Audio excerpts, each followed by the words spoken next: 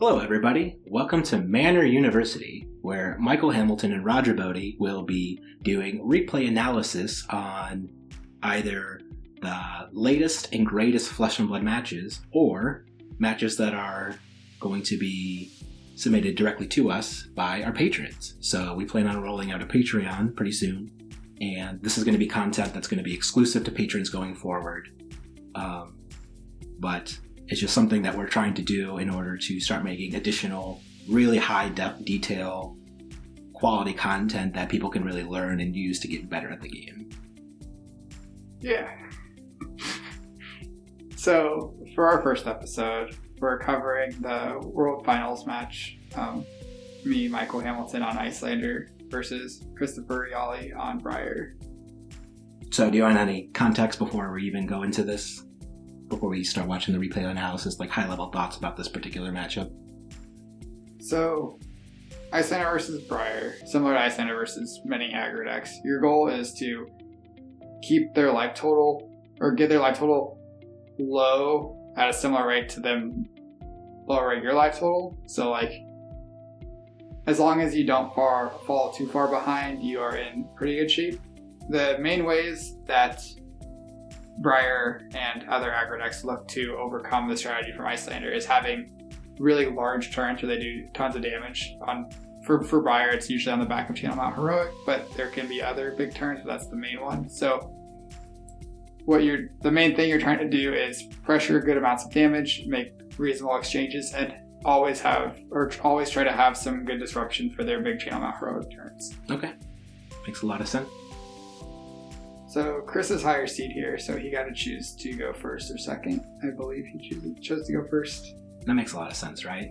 Because you don't want to let Iyslander set up Insidious Chills or any of her key items, and there's a chance that you can have the turn 0 Channel Mount Heroic. Yeah, getting the turn 0 Channel Mount Heroic is really good. And then on top of that, Chris only has Arcane Barrier 1. So that also means if he chooses to go second, he's likely to leak 2 to 4 arcane damage on the first turn anyway, depending on what kind of hand I draw. But like an Ice Bolt into Waning Moon, he'll leak 3 damage from that hand. Okay. And here we saw him just activate Grasp of the Arcanite to make a rune chance, pitching a blue and a red card, so filtering his hand a little bit extra. And I think this kind of shows why we're both so high in Grasp of the Arcanite, since it gives you the opportunity to filter and give you the quality control over your opening hand without letting your opponent filter their hand, right? Yeah, it's being a resource thing, giving you access to 1 point of damage that you can spend your resources on the first turn. Having all that on top of just being 3 life worth of block is just really, really strong on an arm piece. Yeah, for sure. So we had over your turn. Look at that. You remembered your Tunic trigger. Good job. Thanks. I usually remember my Tunic trigger. I feel like maybe I'm... So here we see you leading off the game with a red Aether Ice Vein. Yeah, that's probably the best card in the matchup. Just, Briar only has AV1, or Chris only has AV1. And top of that is just disruption and a lot of damage. Okay, so here you're pitching a blue Emeritus Scolding, revealing blue Cold Snap, or a red Aether Ice Vein. Chris is pitching a blue Autumn's Touch.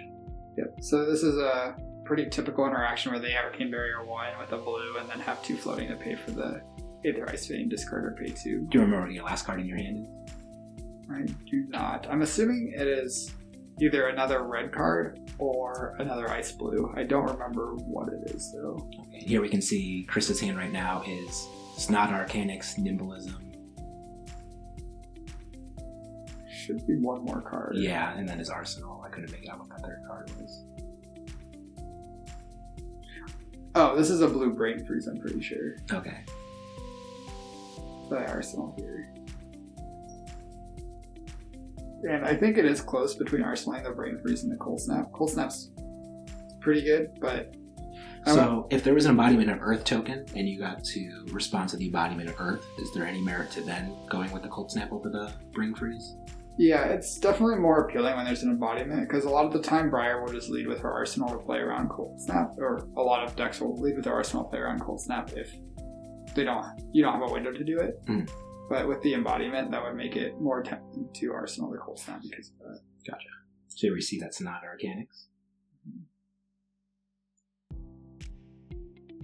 And the classic myth. This is very lucky for me. Just missing out. Is it lucky? Hitting your 60%? Yeah, I mean, it's like 30-something% for me, right? That was like a 30% outcome. At least there aren't a lot of shuffling effects in this game. That was something about Magic, where it's just like every turn was just 2 minutes of shuffling, I felt like, after fetch land.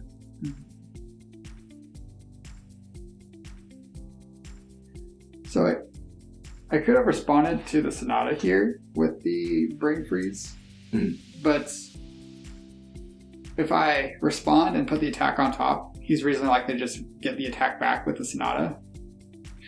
Right. And waiting for another card means that it's more likely to strand him, and I get more information. Yeah, I was going to say the more information part's critical too, because you don't know. So if, let's say you take a blue 0 or something like that, thinking that, okay, now he's resource stranded, or he's not going to have access to this set of resources on the turn, and then Sonata comes around and just gives him that blue back or whatever he took anyways. It kind of negates what you're trying to set up. So it makes sense waiting to get the full amount of information before trying to Brain Freeze. And then him missing on the Sonata meant this Brain Freeze had like a reasonable chance of missing. But I thought the upside of playing it here and hitting the 0 cost attack, that I guess it ends up happening, so I should just wait. Yeah. But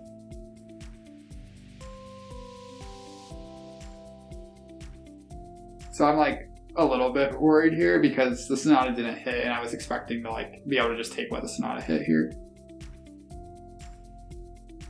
Exude confidence.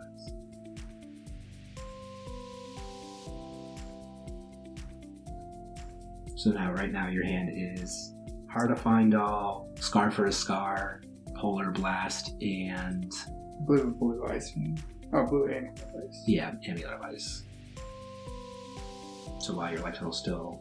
No, you're actually higher now, so you don't gain the life. Bad value. So he passed here, that's why I'm playing, or that's why I'm right. playing. Otherwise I would wait for his attack and then decide afterward and probably be able to gain a life with the Heart Pitch. So, let's talk about what his arsenal could be then. Would it make sense for him to attack then if his arsenal was a different 0 cost go again attack? Or you can't really deduce what that card could or couldn't be then based on that turn? I think it almost has to not be a 0 cost attack because he's wasting 3 damage off the Nimblism if he passes without playing an attack and he has an attack in arsenal. Okay.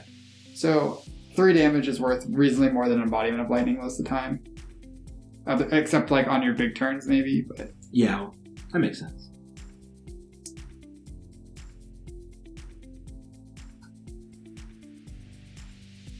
Also, based on him pitching the Autumn's Touch to the Aether Ice Vein, I'm reasonably confident it's not a channel on Heroic as well. Yeah. Do you think there's any argument to him then just discarding one of his 0 cost cards? Like keeping the Blue Autumn's Touch in order to either pay resources into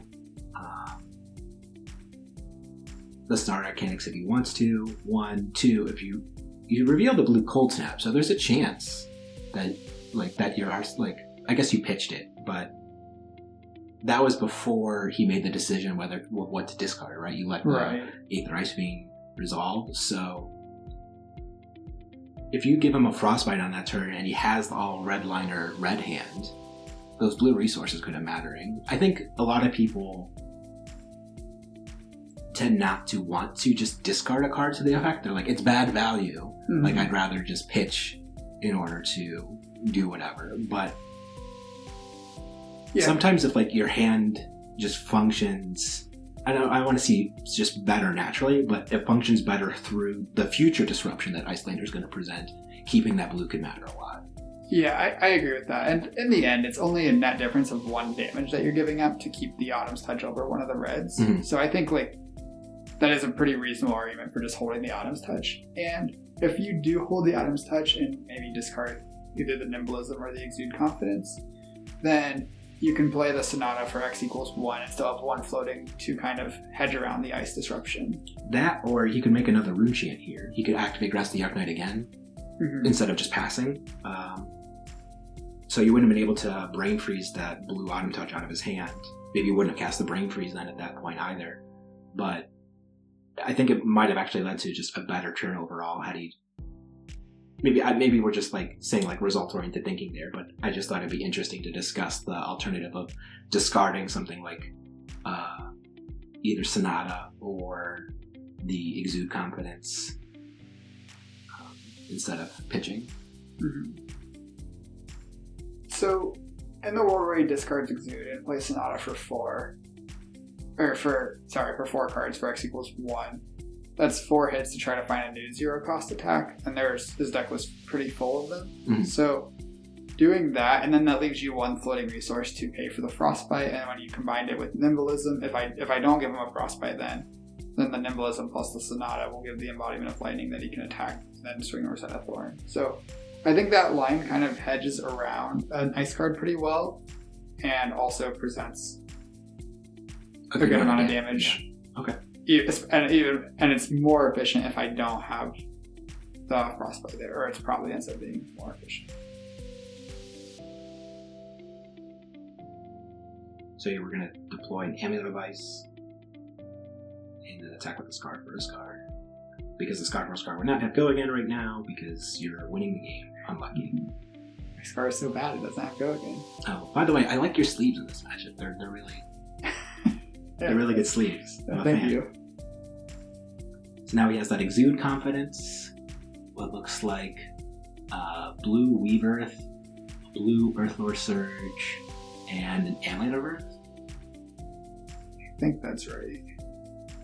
So this hand's pretty mopey, but it also does not block very well either. It's 3/2 blocks and a no block. Yeah. So what do you think about Amulet of Earth in the matchup in general? I guess it's a blue. I think you get kind of a price into playing all your blues in the matchup. Wait, was that red Earthlore Surge? No, that's blue. Okay.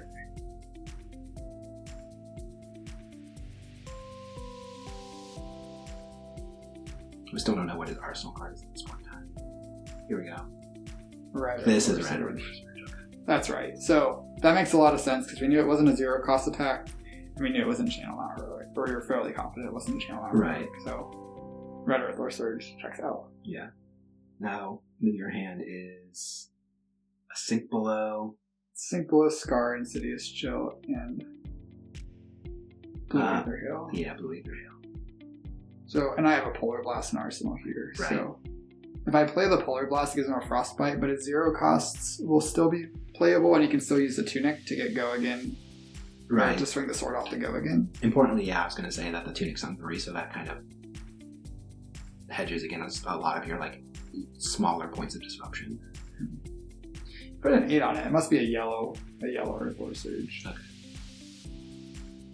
And in response, I think if I'm pitching the Blue Aether Hail, my hand must be not Insidious Chill. It must be a different blue ice card. Because I would pitch... Well... Maybe it is. I don't remember. If it's Insidious Chill, it kind of makes sense that I'd want to Arsenal the Insidious Chill. it is one of the most powerful cards in the matchup, but you do already have an Amulet of Ice on the battlefield. Mm-hmm. And having a Sink Below in my hand here means I probably just want to Arsenal the Sink Below. So either I'm making a mistake or it's not an Insidious Chill in hand. Because Insidious Chill, I should be pitching the Insidious Chill and blocking with a 3-block instead of pitching the 3-block and blocking with a 2-block. It's Insidious Chill. It might be a Blizzard. That's an interesting point. Both in the Blizzard and playing this Polar Blast and playing at instant speed while Exude Confidence has been played. Mm-hmm. So this card obviously is not very intuitive for a lot of people, and I think over the weekend people said this leads to more judge calls than any other card. Mm-hmm. So I think once you get to like the higher levels of Flesh and Blood, or at least if you played against Prism a lot, you kind of learn this awkward timing window where an attacking card is not considered attacking. So when you announce and play a card, you have played the card, but it is not actually considered to be an attacking card. I'm using air quotes with my hands here, until both players have passed a layer of priority and that card is considered to have resolved. And that's important for or most infamously, that mattered for Prism, because you would attack with a card, Spectra would trigger, and the card would not be considered to have been attacking for the turn, because in order to be attacking, it needs to have a legal target to attack. Mm-hmm. So there's this whole timing window where you can respond and do things to Exude Confidence before its attacking ability of not being able to play instants unless there's a card with greater or equal power blocking it. And that's what you're doing here. Yes.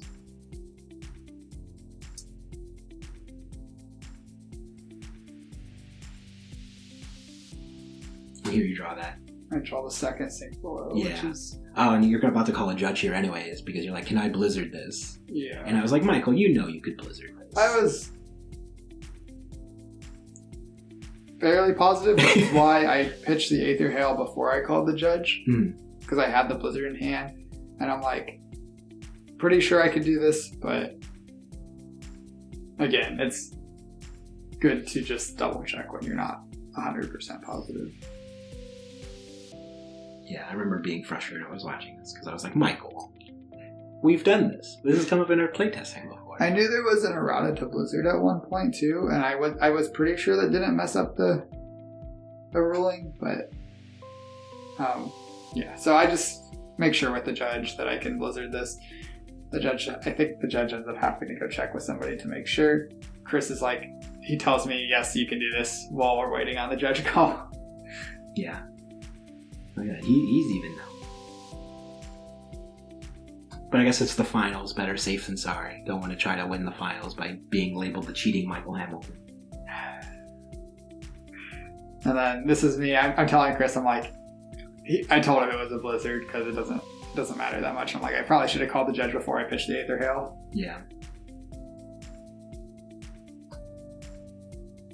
And then my hand left over here is going to be 2 Sink Belows into this Exude Confidence, which looks really not great. Yeah, and I remember typing, like, Michael should totally pitch one of these Sink Belows in order to AB1. And I think that's what you wound up doing. I was like, look at that, I'm as good as Michael Hamilton.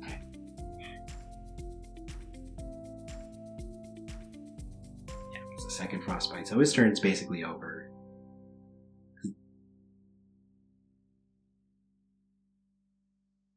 So he pitches a second. Oh, yeah, because now we can use Tunic to still swing Rosetta Thorn. Yeah, which is pretty unfortunate. So this turn I would have ended up with 1 more life if instead of casting this Blizzard, I instead just pitched it and blocked with the Aether Hail instead. Because casting this Blizzard basically saved me 2 life off him being able to use the blue for an Exude Confidence.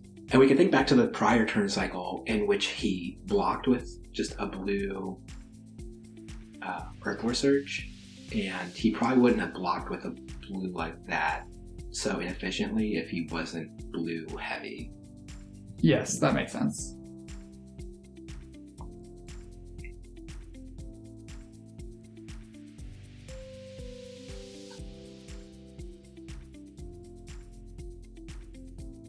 So this is resolving the Rune Chant, which I could pitch the... But that gives him more information now, and you know he's going to sweep Rosetta Thorn. Yeah, so I might as well just wait to Arcane Barrier while on the Rosetta Thorn.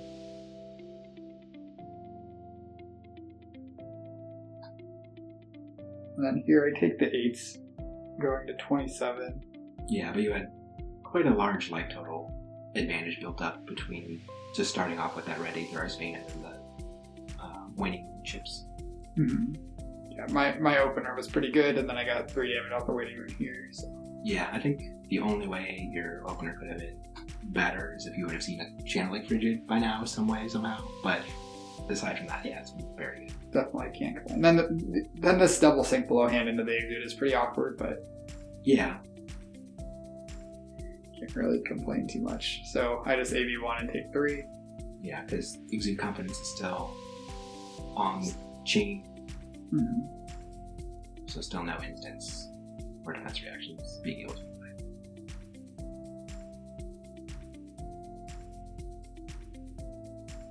So he's going to end the turn here without an arsenal, which is important because even just arsenaling the Amulet of Earth would have given a non-attack action for a future embodiment of lightning. So keeping him off of cards, even like that, is still important.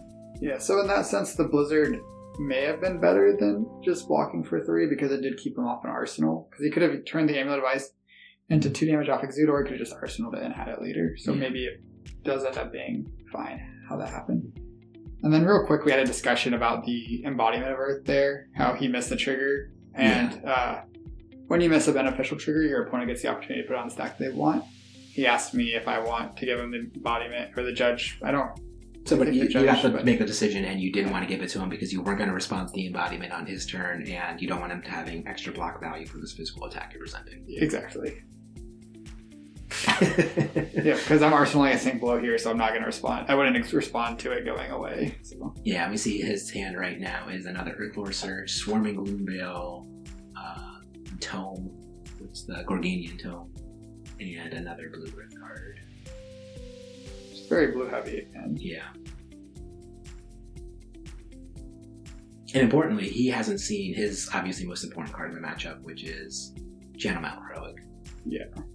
He hasn't seen Channel Mount Heroic, and he also hasn't seen Snatch, which I think is, if he sees it early and ends the turn with it, it can be pretty hard for me to block out as well. That makes sense. So he's cashing in his gloves early because he wants to make sure he gets the full physical block out of them. Yeah, that's really smart. I think a lot of people wait too long to use their blocks against Iyslander, where you kind of just want to get the value out of them, since it is just such a tight race most of the time. Mm-hmm. The only downside of doing it early is that I'm more likely to be behind you in life when I play my cards if you've cashed in your 3 block out of your equipment than if you haven't. Mm-hmm. But you're already more likely to be in that position anyway since you started less late. Yeah, I'm most of the time going to be in that position anyway, but this game's close enough where if he hadn't blocked with his block and had taken 3 additional damage, there's a reasonable chance that some of my effects would be turned off. Yeah. So here we see your hand is the last card for a Scar, Finals Fighting Spirit, a blue Aetherized Vein, and a Cold Snap. And we know you have Sink Below in your arsenal. Yes. I guess I'm not actually positive that it's blue Ice Vein. It's definitely an Ice Vein. Yeah, so an Ice Vein of some kind of color. Okay, it's blue Ice Vein. And I think here he drew the Channel Mount Heroic. Yes. Yeah, it's a blue Ice Vein because you're going to blue Ice Vein him. Spoilers. Yeah, so right now, before he plays his channel, I was pretty happy to block with the blue Ice Vein and just play Scar and Defy Andals. Mm-hmm. But once he plays this channel, my plan changes where I have to disrupt his next turn. Right. So. Like, your turn cycle, if we just look at what your turn cycles are threatening at that point. So your best case scenario is 4 go again with the Scar for a Scar, plus 7 plus Dino Life, so that's 12 total value. Mm-hmm. And his total value off of his next turn cycle is like 30 damage on like nut draws. So it makes sense that you're trying to disrupt his best turn cycles instead of just having your efficient good turn cycles. Mm-hmm. And so here, my hand unfortunately doesn't cast the Aether Ice Vein unless I use Tunic plus my 2 reds to cast it. So fortunately, we have Sink Blow in Arsenal. Wow. Card's very good. It is. Has anybody ever said that card's good before?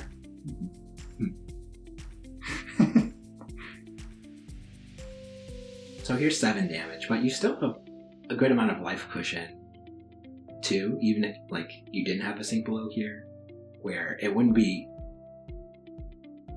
horrendous if you just had to take this 7 damage. It would still be a reasonable game. Yeah. And here I'm going kind of into the tank because I'm like, if his last card is Snatch and I use my Sink Below on this Swarming Gloomveil, I have no hope of blocking the Snatch.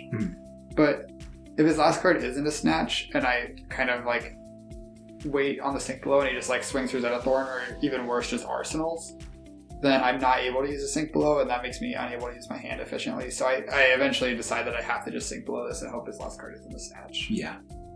Because statistically, it's like way more likely that it's not a Snatch than it is a Snatch. And even if it was a Snatch, there is a world where he plays the Snatch before the Swarming Gloomveil because there's an embodiment of lightning in play. Gotcha. So. And the upside of drawing an extra card off of it's very high, obviously. Mm-hmm. And basically getting to get full value out of the embodiment of lightning if he leads with the non-go again attack.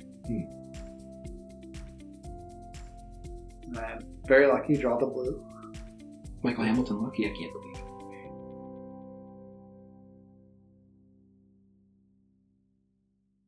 So, is this a yellow Earthboar? It would have to be, because otherwise it wouldn't make sense not to make Root Chant with Root Chant with it, yeah.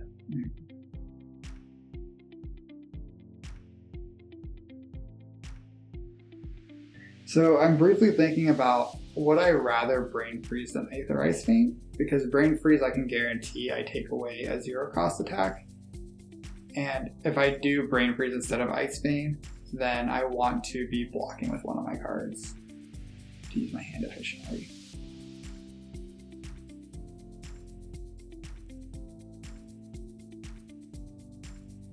That's basically why I paused there.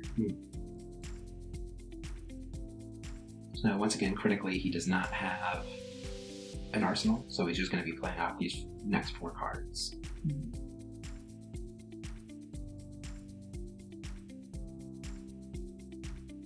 Looks like Enlightened Strike, Nimbalism, Swarming Blue Veil. That's it, last one. Lightning Surge.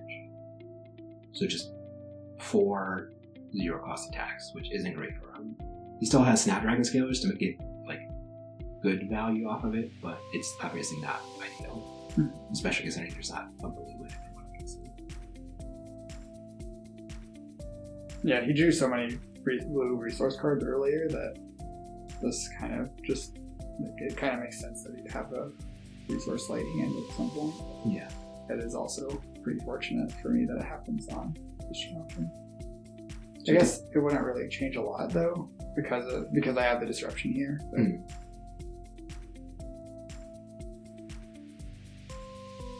Yeah, he drew the blue Brain Freeze. Draft All-Star. That's pretty good, I hear.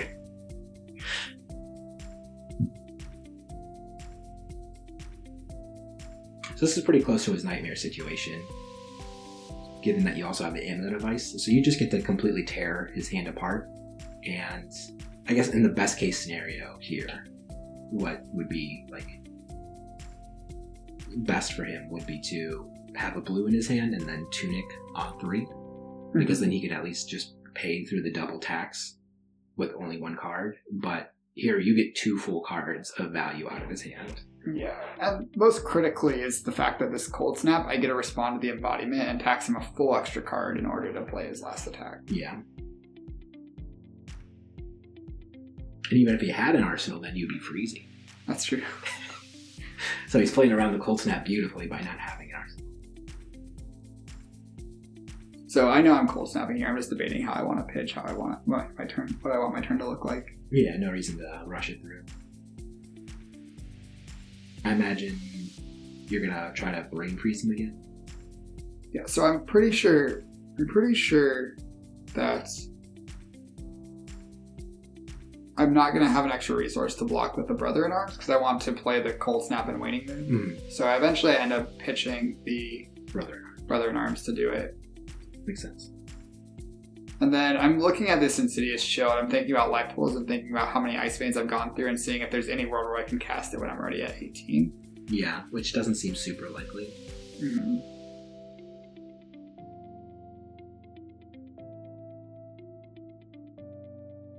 It's definitely a card you want to see earlier in the game than in the below 20 thresholds of the game. So you actually so I do actually just pitch the Insidious Chill instead of the Brothers, which I think may have been a mistake, but because I'm not blocking with the Brothers for 4. So I might just rather have the Ice card, even though... Especially for fuse purposes if you're thinking about... Because I think I have an Ice Bolt that I can block with, but... You do a Sync Below. If I block with the Ice Bolt, then I won't have an Ice Fuse now. So I think pitching the Insidious Chill instead of the Brothers was a mistake.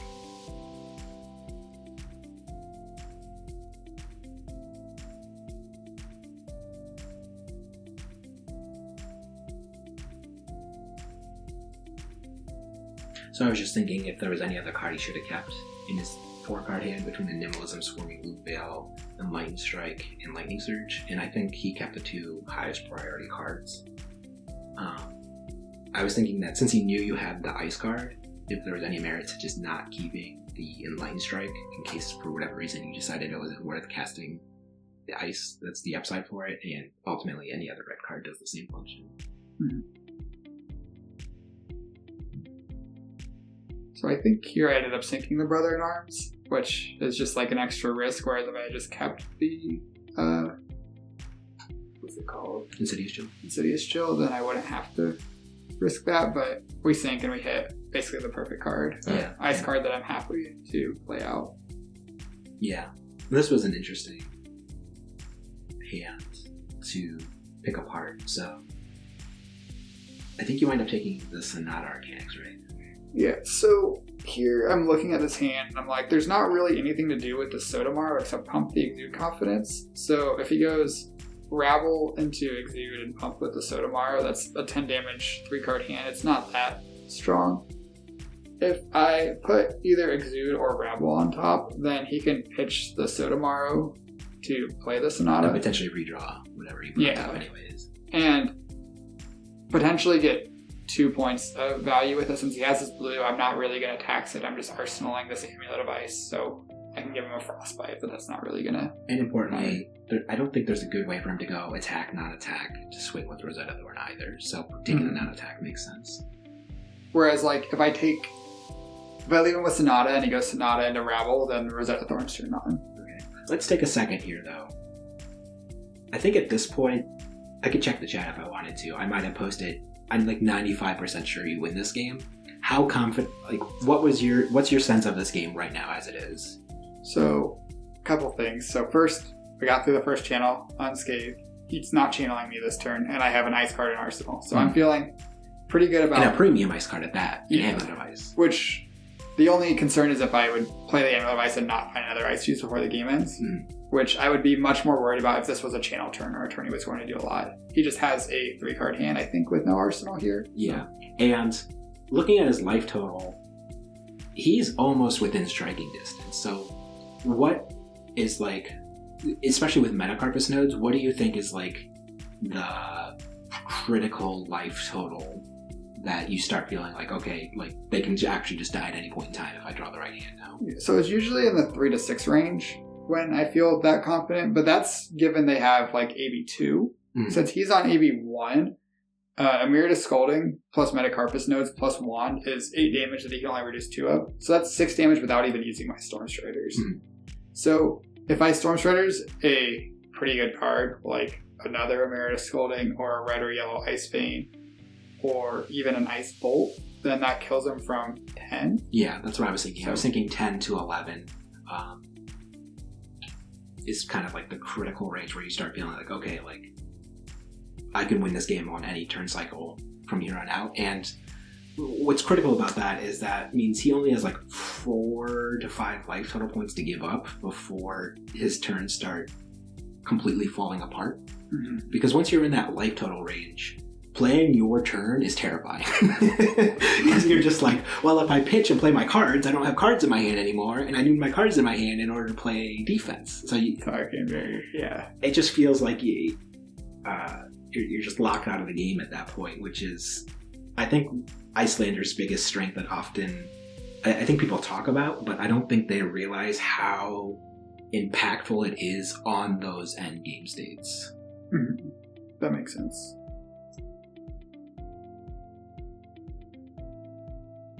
So Rabble reveals Sonata. He puts the 4 on it before he even flips over the Sonata. How lucky. Maybe put perfume on the back of this card so it smells a little bit interesting.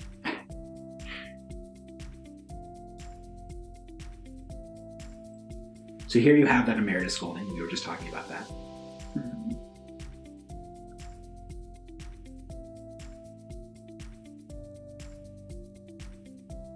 But you block with it. Interesting. So I think I block with it because I want to cast this Aether Ice Vein in my hand. Okay. Yeah, I guess I don't know the context of the rest of your hand. So I'm assuming it's Aether Ice Vein, Insidious Chill. And I think it's Hypothermia. Hypothermia, yeah. Which that's another very impactful card you haven't seen yet either, just because of, well, how good do you think Hypothermia is against Briar? So, I think it is good against Briar. There was a time where I was sideboarding it out because it can definitely get stuck in your arsenal, and they don't. And a good amount of their attacks do have natural go again, but I guess how many of their attacks have the natural go again? Ravenous Rabble has natural go again. I think everything else might gain it now I think about it. Yeah. The other way that Briar gets go again is from their boots. Mm-hmm. Sometimes it's Spellbound Creepers. Hypothermia looks a lot worse when they're on Spellbound Creepers. Yeah, but Spellbound Creepers have fallen way out of favor in this current meta. Mm. So I give him this Frostbite. It basically forces him to use a Tunic counter if he wants to pump the Exude, which is kind of medium, but again, I just wanted to clear my arsenal here. So. Mm-hmm. But here he uses it to pump anyways. Mm-hmm. Which is interesting, because there he's using... So we'll talk about that real quick. So there he used Tunic counter in order to get 2 damage. So he was essentially using his 2 floating resource and his Tunic counter, so 3 resources to get 2 extra damage. Mm-hmm. But if instead what he does is he activates Grasp of the Arcanite and then swings Rosetta Thorn, he gets 3 damage for his 3 resources. So that's a point of damage he missed. Wait, sorry. So he went Ravenous Rebel for 4, and then you're saying he had 2 resources floating. Correct. And he had Exude Confidence. Oh, Exude Confidence didn't have go again, though, so he would have had to crack Snapdragon Scalers and Read Them. So, Yeah. okay. Which maybe would have been correct at this point in the game. And because he could have. Yeah. But yeah, it also, a key thing here, if I knew he was going to use the Tunic, this would completely change how I sequence my turn. I didn't know he would use the Tunic. I thought he might just pitch the blue and attack with Using the Tunic's very ambitious, I guess, for lack of a better word, just because I think we were talking about earlier, it gives you so much security against a lot of Icelanders like Frostbite, or even if all of your turn here was like playing another Ambient of Ice and activating Coronet Peak or something like that, like you're guaranteeing being able to strip a card out of his hand at that point, Mm-hmm. making it a lot harder for him to play through a Frostbite. Yeah. And if I know he's Tunicking here, then and spending his resources, I'm instead of blocking with the Emeritus, I'm probably blocking with the Aether Ice Vein, wanting him for 3 down to 12, and then on my turn I'm just going to Coronet Peak and Arsenal the Emeritus Golden. Right.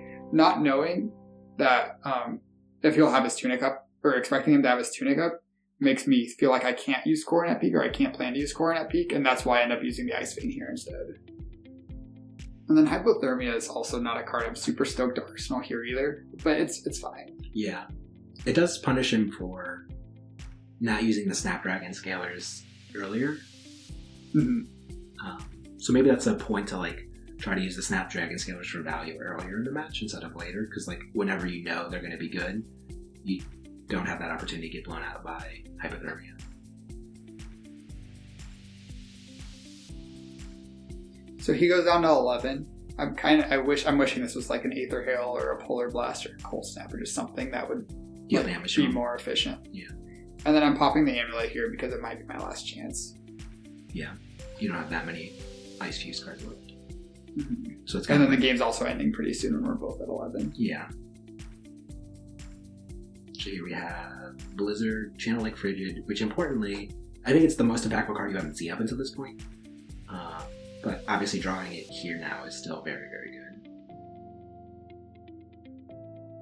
So now you have another blue Emeritus Golding, so I imagine you're trying to figure out how to get that into your arsenal. Yes.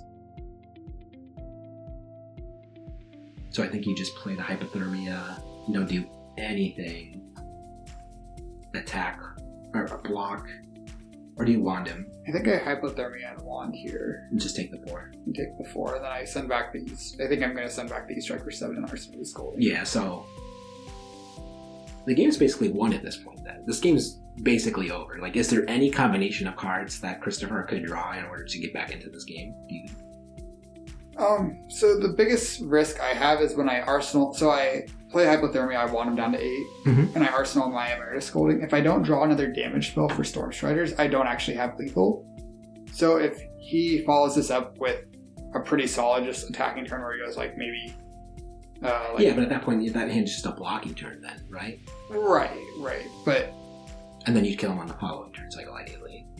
Yeah, I think I'm in very good shape here. But I am at 7. If my hand doesn't block very well, I guess I have Tunic and Coronet Peak also. But he is going to have a 5-card hand here. No, because he has to block the E-Strike. Yeah.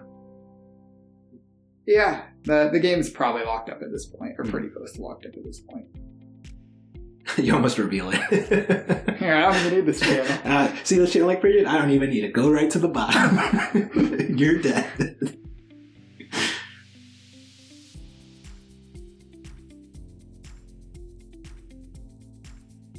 Christopher does not look happy, which it's hard to blame him at this point. Yeah.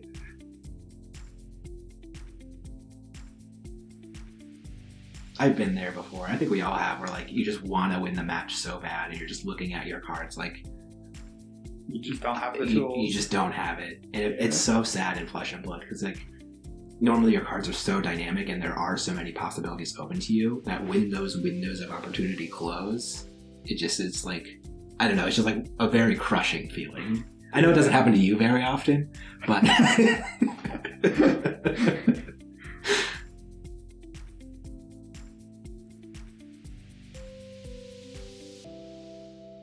So Chris takes his time digging this through. There's no reason not to. Maybe there is some world where he comes back into this game and you don't want to miss it, but...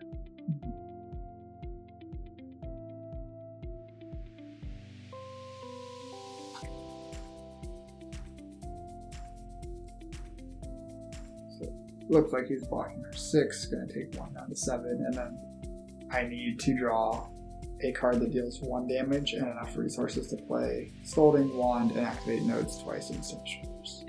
So I'm feeling very good about him going to 7 here. I feel like the game's almost certainly over, but again,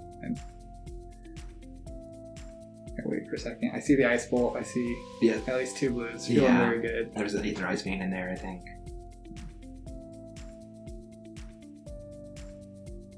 So I let the embodiment resolve, and then I'm like, okay, I don't want him to see more resources. I don't want to end up in a spot. Is this lethal here for sure? And then I think I take a reasonable amount of time to make sure it's super lethal and make sure I'm not going to... Yeah, especially with Tunic making the Storm Spiders break free, basically. So Scalding is going to be 3 per 5. Wand is going to be another 3, so that's 8. And then whatever you pump up, as long as it's at least a 3 that pumps up to 4, that's going to be enough damage. Or no, it'd have to be a 4 that pumps up to 5, right? In order to play around. So, because he could prevent 3 instances of damage, so you have to present 10 total damage. Which, this is 5. Oh wait, no, it is. Yeah, I need a 1 to bump the 2. Yeah. And you know he has to be like real sad that you pitched the Aether Ice Vein. Yeah, he just knows. Yeah. He's thinking about what he's going to say when he dies. I pitched the Frosting also, which is also represent lethal. Yeah. Still had all these. And I know it's this, and 2 floating for the wand, but this is lethal already. Yeah.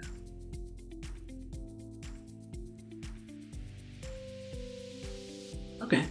So, not a lot of, like, horrendous misplays, which we would expect from the finals of the World Championship. I don't think there were any, like, mistakes made that were, like, particularly... I really can't think of, like, anything that was a true outright mistake that happened in this game. Yeah, there were a couple things that we both could have done a little bit better. Yeah, within the margins. But they were all, like, very reasonable. Like, I think the turn that I pitched the Insidious Chill over the Brother-in-Arms was probably a mistake. And then maybe he could have held off on one of the blocks in the Grasp of the Arknight, and maybe it would have turned off one of my scars or something. But it didn't end up actually mattering, I don't think, in this game. Right. But maybe he holds off blocking on it for the first attack and then blocks the second and third attack. And potentially that's a break point for turning off my things. Yeah. Okay. And then...